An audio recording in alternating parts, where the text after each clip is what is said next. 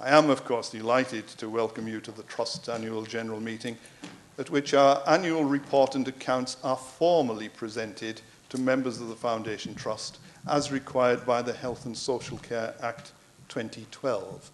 Now, I do hope that most people present are members, and should any of you be members of the public who are, of course, welcome, but are not members, I do hope you'll take the opportunity to sign up and become members.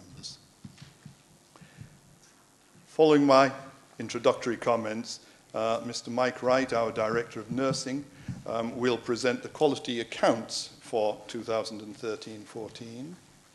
And then Mr. Peter Dawson, our Executive Director of Finance, will present the financial accounts. We'll then hear from the Chief Executive, Mrs. Sue Jakes, who will give a review of the year 2013-14 and comment on performance thus far in the current year. Ms. Donna Swan, our Trust Secretary, will present information relating to the Council of Governors and to membership. Then Donna and Mr. John Short, MBE, the Chair of the Governors Audit and Governance Committee, will outline changes to the Constitution upon which, in line with the Health and Social Act 2012, Trust members will be invited to vote. When we're through the formal business, we'll then move to a question and answer session from wherever in the audience. Now, in respect to 2013-14, we ended the year with a financial surplus for reinvestment of a little over £5 million, which is essential to our ambitious capital plans to invest nearly £100 million over the next 5 years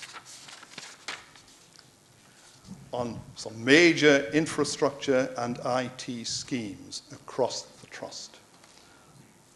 Now, unfortunately, the financial pressures of the current year are putting this investment at risk, which is an issue which we will address, and Mr. Dawson, in his financial presentation, will come back on that issue of what is affordable to us. Now, this is our 7th annual general meeting as a Foundation Trust, and our 3rd as an integrated acute and community provider. It is the 8th AGM I have chaired as Chairman of the Board of Directors, and the 7th as Chairman of the Council of Governors of County Durham and Darlington NHS Foundation Trust. The principles of good governance indicate that an individual should sit as a non-executive member, including the chairman, of a board for a maximum of 9 years. My term of office concludes on the 28th of February 2015, when I will have completed 9 years as chairman. The process for appointing a new chairman is being taken forward by the Trust, led by the Council of Governors Remuneration and Nominations Committee. The appointment will be made by the Council of Governors in line with Foundation Trust governance and our Trust Constitution. As this is the last AGM I will introduce, I would like to take the opportunity to reflect on the journey of the organisation since February 2006 and its progress towards improving services for the communities we serve. In 2006, the prospect of achieving a maximum 18-week wait for a patient between referral by GP and treatment actually seemed an unachievable goal. Although there remain occasions when this can be challenging, the vast majority of our patients are now treated within 18 weeks. In 2013-14, we achieved our targets of 90% of admitted patients and 95% of non-admitted patients beginning treatment within this timescale, and the wait for many people is very much shorter than that. Now, as the NHS comes under increasing pressure, there may be areas where this target is more difficult. It remains, however, a significant achievement and a measure of how far we have come in these intervening years. In 2006-07, the Trust consistently achieved the target of 98% of A&E patients being treated and discharged within 4 hours. Now, A&E is once again a challenge across the entire NHS. County Durham and Darlington was no exception last year, the year under review. And despite a relatively mild winter, we had patients subjected to delays in A&E and awaiting ambulance handover. With over 120,000 attendances, our A&E departments are amongst the busiest in the country. And it's following a 3% growth in attendances in 2012-13, we experienced a further growth of 1.1% in 2013-14. That, some of you will recall, was against an undertaking by the commissioners that they would ensure there was a reduction in the number of A&E attendances in 2013-14. It is interesting that if that reduction had occurred as opposed to a further increase, we would certainly have been one of the best performing A&E departments in the country. Now, getting it right is incredibly important to us, because getting it right for the emergency patient, especially the frail elderly, is a key priority for the Trust and the whole of the health economy, and is a key area in which the Trust continues to invest. Another challenge that we've faced, we've made tremendous strides forward in infection control. 9 years ago, there was a prevailing view that infections such as MRSA were a fact of clinical life. As a Trust, we have had periods where we have really struggled to get on top of MRSA and Clostridium difficile. In 2006-07, we claimed that our MRSA rate per 10,000 bed days was good. And it was, comparatively. However, there were 64 MRSA patient infections in our hospitals in that year. In 2013-14, we were the best performer in the North East for healthcare-acquired infection. There was only 1 MRSA infection and 27 Clostridium difficile infections against the upper threshold of 44. This, I hope, demonstrates how focused frontline clinical and management staff have been around the problems and the seeking of achievement of results in an area which at one time seemed quite intractable. However, there is no room for complacency, and the performance of some other organisations across the NHS and our own experience over time is a reminder of the need for vigilance. Another area of growth for the Trust has been in research and development. We've seen considerable growth since we became a foundation trust. We have increased research activity by an average of 38% over each of the last 5 years, and a league table produced by the Guardian newspaper in association with the National Institute for Health Research in 2012-13 put this Trust in the top 15% of NHS organisations carrying out research. The Trust continues to be one of the highest recruiting trusts in the North East to portfolio studies, to research studies. And in 2013-14, we recruited over 1,800 patients into research studies. And research is now being undertaken in 26 separate specialities across the Trust. A dedicated centre for clinical research and innovation opened in Darlington Memorial Hospital during this year, funded by some of the income generated by the research that we've taken. And this has produced a positive response to research among patients, clinicians, and the pharmaceutical industry. And we hope and believe will help us to recruit senior clinical posts in an increasingly competitive market. As a foundation trust, we have consistently performed well financially, achieving surpluses for reinvestment. And this has usually been the face of a tough financial agenda and demanding cost reduction targets.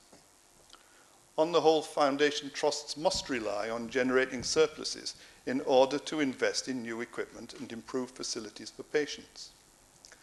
Surpluses have been essential to the Trust's ability to invest in maintaining and developing facilities and services, and to ensuring the long-term viability of our estate, in particular at Darlington Memorial Hospital, where we've invested £26 million on infrastructure and developments in the past 5 years. In 2013-14, the Trust invested £15.1 million in medical equipment, information technology, and the care of our estates. The new state-of-the-art vascular operating theatre at Durham, the first in the northeast, and the trust-wide electronic patient records system are both groundbreaking examples. Now, we do still hold quite strong cash reserves, which are essential to our ambitious plans to invest around 100 million, as I commented earlier, over the next 5 years. These plans include new operating theatres at Darlington, extensions of both of our A&E departments in Darlington and in Durham, and investment in information technology to enable improvements in clinical outcomes, patient experience and productivity, and also invested in equipping our new education centre in Durham. As I said earlier, the financial pressures of the current year are putting this investment at risk. Integration with County Durham and Darlington Community Services in 2011 means that we're a very different foundation trust compared to 2007. We have yet to exploit fully and successfully the opportunities which this integration offers for improved pathways of care and services closer to home, and the reduced reliance on hospital care. Changes such as the Seizing the Future programme, which many of you will recall, which secured acute services for South Durham and Darlington at Darlington Memorial Hospital, and the reorganisation of stroke services at University Hospital North Durham, show that we do have the ability to drive forward strategic change. Despite earlier concerns about its future, Bishop Auckland Hospital thrives as an elective centre for patients across the whole of County Durham and Darlington, and has a strong reputation, in particular, as an orthopaedic centre. It also houses the Trust Cataract Centre, bowel screening service, and the Trust's first cardiac CT service. There were also worries about the impact on patients of changes in stroke services. We should be proud of the consistently excellent performance of our team over the last 3 years, where we've consistently achieved significantly above target results. Our evolving clinical and quality strategy sets out a future direction of travel for the organisation, which is most challenging, but achievable. Achievable if we have the determination.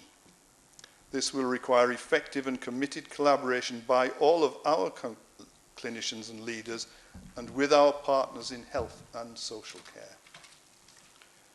We can look back on 2013-14 as a year of achievement in difficult circumstances.